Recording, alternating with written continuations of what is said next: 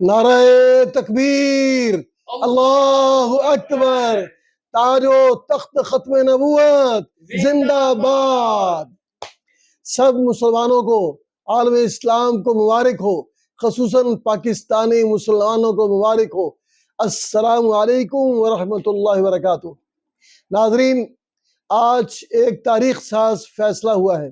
Supreme court نے آج ایک تاریخ ساز فیصلہ دیا ہے، اور 6 فروری اور 24 جولائی کو جو 2 فیصلے متنازع کیے تھے، آج وہ دونوں فیصلے واپس لے لیے گئے ہیں، اور پیراگراف نمبر 7 اور پیراگراف نمبر 42 دونوں واپس لے لیے گئے ہیں، دونوں کو ختم کر دیا گیا ہے۔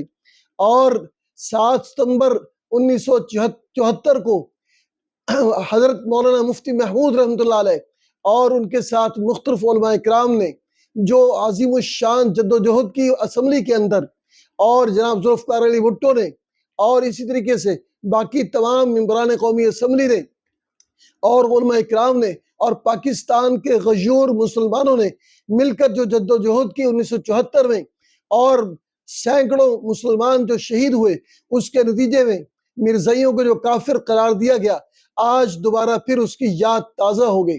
آج دوبارہ پھر سپریم کورٹ نے ایک تاریخ ساز فیصلہ دیا۔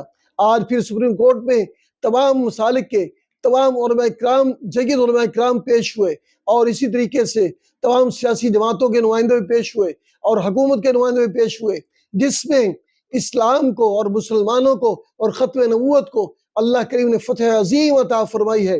اور ایک تاریخ ساز فیصلہ ہوا ہے جس کے اندر قادیانیت اور قادیانی نواز جتنے فیصلے تھے ان کو کالعدم قرار دیا گیا ہے، اور مسلمانوں کو اللہ کریم نے فتح مبین عطا فرمائی ہے۔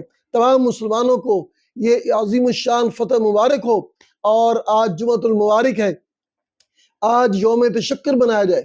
میری التجا ہے کہ سارے مسلمان آج نماز جمعہ کے مبارک موقع پر یوم تشکر منائیں، اللہ پاک کی بارگاہ میں شکرانہ ادا کریں، نوافل ادا کریں، اور اللہ پاک سے عہد کریں کہ یا اللہ، ہماری جان جائے تو جائے، ہمارے خون کے آخری قطرے تک ہم ناموس رسالت کی حفاظت کریں گے، اور اسی طریقے سے جناب رسول اللہ صلی اللہ علیہ وسلم کی ختم نبوت پر ایک آنچ نہیں آنے دیں گے انشاءاللہ العزیز۔ السلام علیکم ورحمۃ اللہ وبرکاتہ۔